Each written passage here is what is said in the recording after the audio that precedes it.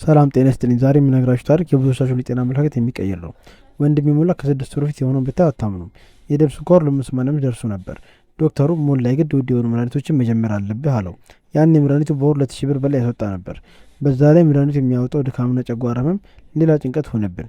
ታዲያ አንድ ቀን አንድ አንጋፋ ሐኪም እንዲህ አለው፣ ሞላ ምግብ እንደበላ ሶፋ ላይ መዘረር ለምን ወደድክ? ተነሳና ለ15 ደቂቃ ብቻ ተራመድ አለው።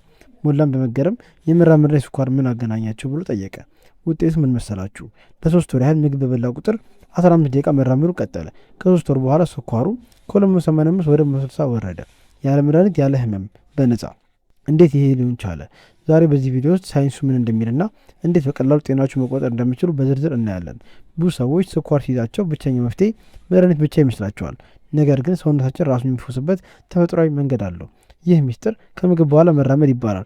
ሳይንሱ እንደሚለው ይህ ልምድ ከመድኃኒቱ በለጠ ፍጥነትን ስኳርን ይቀንሳል። ወንድሜ ሞላ መጀመሪያ ላይ አላመንም ነበር። ዶክተሩም ዝም ብዬ ብራመድ እንዴት ስኳር ይወርዳል ብሎ ተጠራጥሮ ነበር። ነገር ግን አማራጭ ስላልነበር መሞከር ጀመረ። ቁርስ ሲበላ 15 ደቂቃ ይራመዳል። ምሳ ሲበላ 15 ደቂቃ ይራመዳል።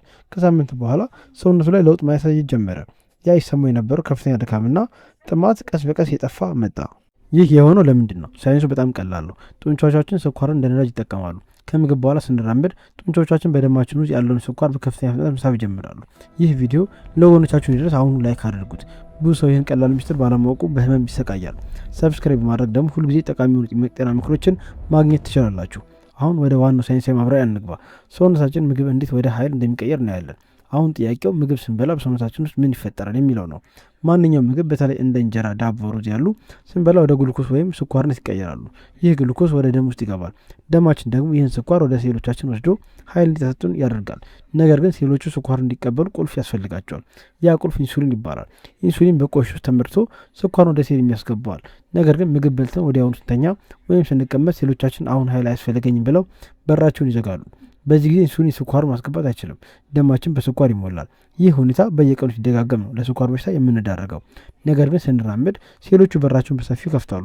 ጡንቾቻችንም ስኳር መብላት ይጀምራሉ። ይህ ማለት መራመድ ልክ እንደ ተፈጥሯዊ ቁልፍ ያገለግላል ማለት ነው። ኢንሱሊን ባይኖር እንኳን ጡንቻ ስኳሩን ይቀበላል። ለዚህ ነው ከምግብ በኋላ መራመድ ለስኳር ታካሚዎች እንደ ትልቅ መድኃኒት የሚቆጠረው። በዚህ ጊዜ ስኳሩ በደማችን ውስጥ ይከማቻል። ይህ ሹገር ስፓይክ ይባላል። ይህ ነው እንግዲህ ለስኳር በሽታ፣ ለውፍረትና ለልብም ዋነኛ መንስኤ የሆነው። ብዙ ሰዎች ምግብ በልተው ሶፋ ላይ ተዘረው ስልክ ማየት ይወዳሉ። ይህ ለጤናችን በጣም አደገኛ ልማድ ነው።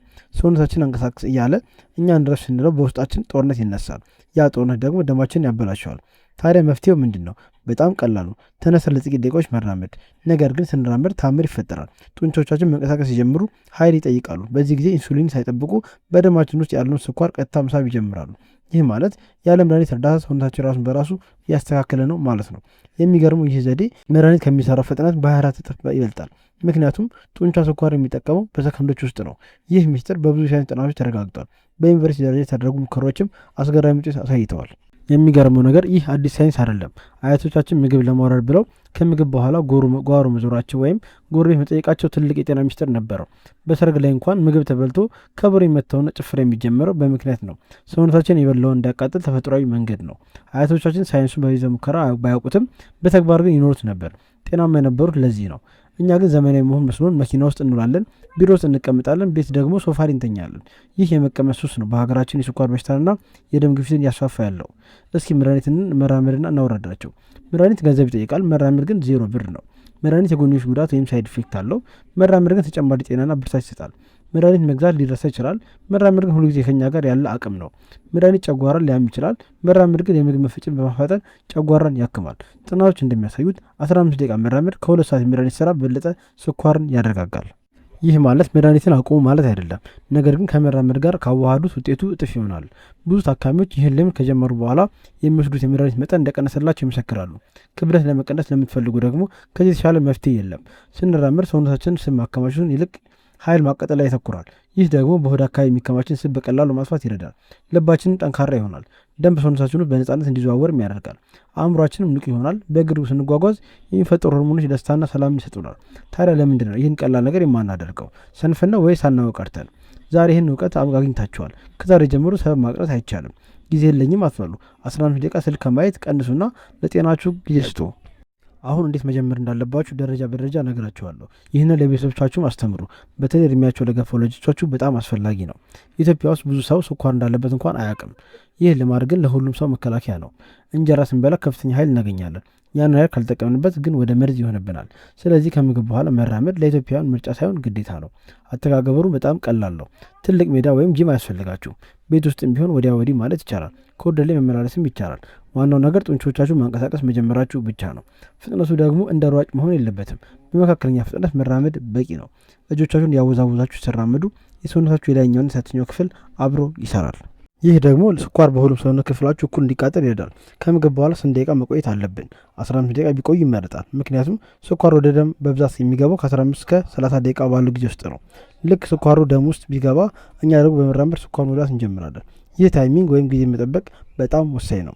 ምግብ በልተን 2 ሰዓት ከቆየን በኋላ ብንራመድ ጥቅሙ ይቀንሳል። ምክንያቱም ያን የስኳሩ ቀድሞ ወደ ደም ውስጥ ገብቶ ጉዳት ማድረስ ጀምሮ ሊሆንም ይችላል። ስለዚህ ሁልጊዜ ሰዓታችሁን ይዩ። 15 ደቂቃ ሲሞላው ተነሱ። መጀመሪያ ሊከብድ ይችላል፣ ምክንያቱም ሰውነታችሁ ምግብ እንደበላ መተኛትን ለምዷል። ነገር ግን ለ3 ቀናት ብቻ ራሳችሁን ካስገደዳችሁ በኋላ ልማድ ይሆንላችኋል። ልማድ ከሆነ በኋላ ደግሞ ካልተራመዳችሁ ደስ አይላችሁም። ሰውነታችሁ መራመድ ይለምደዋል። ወንድም የሞላ አሁን ካልተራመዱ እንቅልፍ አይወስዱም። ምክንያቱም መራመድ ደስ የሚል ስሜት ይሰጠዋል። የደም ስኳሩን ካስተካከሉለት መድኃኒት መውሰድም አቁሟል። ይህ ማለት እናንተም ትችላላችሁ ማለት ነው። ተስፋ አትቁረጡ። ጤና በእጃችሁ ነው ያለው፣ ኪሳችሁ ውስጥ ሳይሆን በእግራችሁ ስር ነው ያለው። ብዙ ሰዎች ምን አይነት ጫማ አድርግ ብለው ይጠይቃሉ። ምቹ የሆነና የማይከብድ ጫማ ቢሆን ይመረጣል። ነገር ግን ምንም አይነት ጫማ ቢሆን ከመቀመጥ ይሻላል። ህጉ በጣም ቀላል ነው። አንደኛ፣ ምግብ በልተው ከጨረሱ ከ15 ደቂቃ በኋላ መራመድ ጀምሩ። ይህ ስኳር ወደ ደም በከፍተኛ ሁኔታ የሚሰራጭበት ሰዓት ነው። በዚህ ሰዓት ሰውነታችን ኃይልን ለመቀበል ዝግጁ ነው። እኛ ደግሞ ያን ኃይል ለጡንቾቻችን እንሰጣለን። ሁለተኛ፣ ቆይታ። ቢያንስ ለ15 ደቂቃ ይራመዱ። የግድ ሩጫ መሆን የለበትም።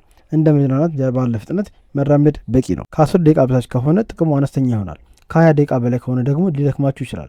ስለዚህ 15 ደቂቃ እንደ ወርቃማ ሰዓት ትቆጠራለች። ሶስተኛው ደግሞ ፍጥነት ነው። እንደ ሰርገኛ ቀስ ብሎ መሄድ ሳይሆን ትንሽ ፈጠን ማለት ያስፈልጋል። ትንሽ የልብ ትርታችሁ ከፍ ሲል ስኳር በደንብ የተቃጠለ መሆኑን ያሳያል። ሶስተኛ፣ ወጥነት። ይህን ልማድ በየቀኑ ያደርጉት። በተለይ ከራት በኋላ ያለው የእግር ጉዞ እንቅልፍ እንዲወስዳችሁና የምግብ መፈጨትን ለማፋጠን ይረዳል። አንድ ቀን ሰርቶ 1 ሳምንት ማረፍ ለውጥ አያመጣም። ጤና የዕለት ተዕለት ስራ ነው። ልክ እንደምንበላ ሁሉ በየቀኑ መራመድ አለብን።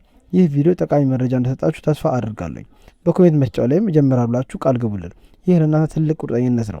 የራሳችሁን ለውጥ ደግሞ ከሳምንት በኋላ መጥታችሁ አሳውቁን።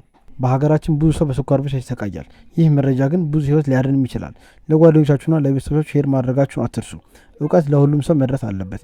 በተለይ እንዲህ አይነት ቀላልና ጠቃሚ መረጃ። እኛ የምንሰራው ለእናንተ ጤና ነው። እናንተ ደግሞ ሌሎች አጋሩ። ጤናማ ትውልድ እንዲኖረን ሁላችንም የበኩላችን መውጣት አለብን። ይህ መረጃ ለአንድ ሰው ህይወት ሊተርፍ ይችላል። ስለዚህ ይህ ቪዲዮ ጠቃሚ ካገኙት ላይክ ማድረግ፣ ለወዳጅ ዘመዶ ያጋሩት። ተመሳሳይ የጤና ምስጢሮችን ለማግኘትም ሰብስክራይብ ማድረጋችሁ እንዳትረሱ። የእናንተ ጤንነት ለእኛ ደስታችን ነው። ጥያቄ ካላችሁ ኮሜንት ላይ ጻፉልን፣ በደስታ እንመልሳለን። የዛሬው ትምህርታችን በዚህ ያበቃል። በሚቀጥለው ቪዲዮ እስከምንገናኝ በጤና ቆዩ። ዛሬውን ይጀምሩ። ከ6 ወር በኋላ ለውጡን በኮሜንት እንደምትነግሩኝ ተስፋ አደርጋለሁ። ጤና ይስጥልኝ።